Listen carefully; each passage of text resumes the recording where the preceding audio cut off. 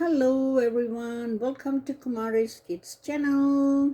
Today's story is going to be about Snow White and the Seven Dwarfs, friends to count on. Once upon a time there lived a lovely princess named Snow White.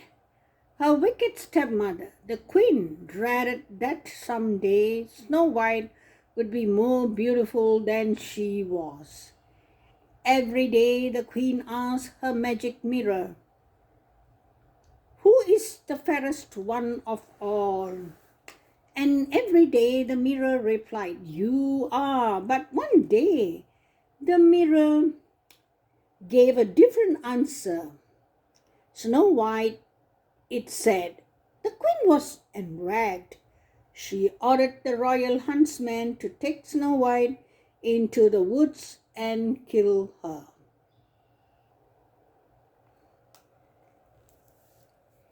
That way, the queen would be the most beautiful woman in the kingdom again.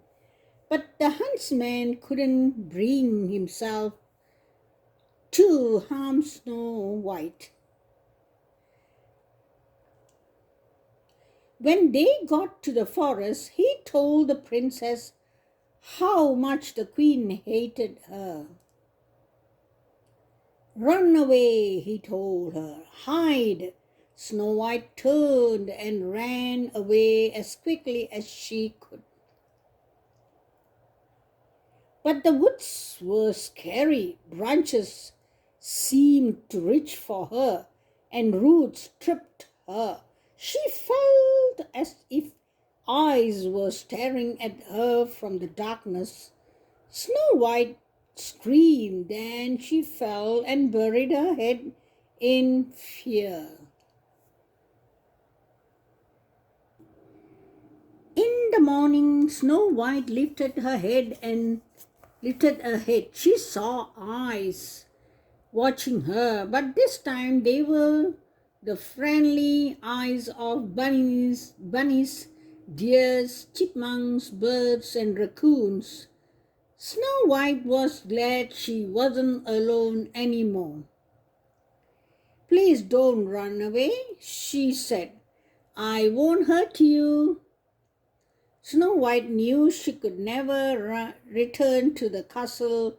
What would she do? Where would she go? "Maybe the animals can help me," she thought. "I need a place to sleep at night," she said. The animals looked at each other. The birds took up her cape in their beaks.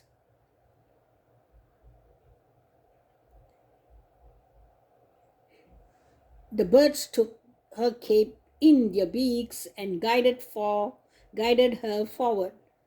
Soon they came to a clearing in the woods.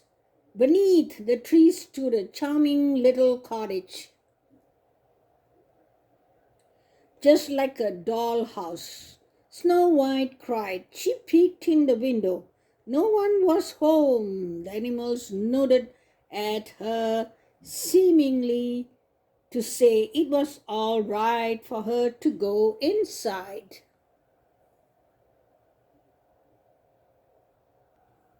Snow White pushed the door open. Inside the cottage, dishes were piled high in the sink and clothes were tossed about. The floor hadn't been swept in ages. Snow White counted the tin chairs at the table and decided seven children must live in the cottage. 7 untidy children, she said with a shake of her head. Snow White grabbed a broom. "Well, we'll clean the house and surprise them," she said to the animals. Then maybe they will let me stay. She started to sweep, singing all the while. The raccoons washed clothes, and the deer dusted, and the chipmunks tidied. In no time, the room was spotless. After cleaning, after the cleaning was done, Snow White became curious about the rest of the cottage. Let's see what's up the stairs, she said. She lit a candle and climbed up the steps. At the top was a door. Snow White opened it and went into a room with 7 little beds. Each bed had a name carved on it: Duck, Happy, Sneezy, Doopy. Snow White said with a laugh. What funny names for children, she read on. Grumpy, Bashful, and Sleepy. By then, Snow White was feeling awfully sleepy herself. She lay down across 3 of the small beds. The birds covered her with a blanket, and minutes later, the princess was fast asleep. Before long, the owners of the cottage returned. They were not children at all, they were dwarfs. When they opened the door, they couldn't believe their eyes. The whole house is clean, Duck exclaimed. Nervously, the dwarfs tiptoed upstairs. They thought an intruder was in their room. They went in, and Duck slowly pulled away the blanket that had been covering Snow White. Why, it's a girl, he cried. An angel, whispered Bashful. But Grumpy thought differently. All females are poison, he insisted. As Snow White began to wake up, the nervous dwarfs hid. They peeked at her over the footboards. The princess yawned and sat up. Startled, she caught sight of the dwarfs' faces. Oh, you are a little man, she cried. Now, don't tell me who you are. Let me guess, one by one. She matched the names on the beds to the dwarfs. She got all of them right on the first try. Snow White told the dwarfs how she had run through the wood and that the queen wanted to kill her. Send her away, Grumpy warned the other dwarfs. He was worried that the queen might use an evil magic spell on them. She won't find me here, the princess promised. I'll wash and keep house and cook. The dwarfs imagined the apple dumplings and gooseberry pies that Snow White could make. She stays, they agreed. Then they followed her downstairs. That night, after a delicious dinner,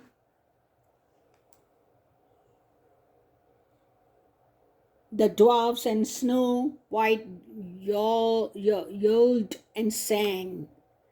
Doofy played the drums, Sleepy played the horn, and Grumpy played the pipe organ. Snow White clapped along to the music. Then she danced with her new friends. The dwarfs had never had so much fun or laughed so hard. When they stopped singing and dancing, Sleepy turned to Snow White. Tell us a story, he said. Snow White told them about a princess who had fallen in love with a prince she'd met at a wishing well. Was it you? They asked, and she nodded. Her dearest wish was to see him again someday. Sighingly, dreamily, the dwarfs let Snow White sleep in their cozy beds for the night. Bashful slept in a drawer, and Happy climbed into a cupboard. Duck chose the sink, while Grumpy hopped in a large pot, but they didn't mind. Even Grumpy was glad that Snow White had stayed. In the morning, the dwarfs got ready to go to work in the mines. They were worried about leaving Snow White alone, especially after that the queen had tried to do to her. I'll be all right, Snow White said. Then she kissed each of the dwarfs goodbye. I'm warning ya. Don't let nobody or nothing in the house, Grumpy ordered. Oh, Grumpy, you do care, Snow White exclaimed and gave him a big kiss. He stomped away, pretending to be mad, but he had a goofy smile on his face. That afternoon, forgetting Grumpy's warning, Snow White allowed a poor old woman into the house. The woman gave her an apple, perfectly red and shiny. Go on, have a bite, she urged. But the apple was not an ordinary apple, and the old woman was not an ordinary woman. She was the evil queen in disguise, and the fruit had been poisoned. Snow White's animal friends tried to warn her not to trust the woman, but she didn't understand. She reached out, raised the apple to her lips, and took a bite. Oh, I feel strange, she cried and fell to the floor. When the dwarfs returned to the house, they found their friend and thought she was dead. They had no way of knowing that the spell the queen had used was for a sleeping death, or that love's first kiss would wake Snow White up. The dwarfs could not bear to lose Princess. They built her a beautiful coffin of gold and glass and set it in the woods where all her animal friends could visit her. One day a prince came by, the same prince that Snow White had met by the wishing well. He gazed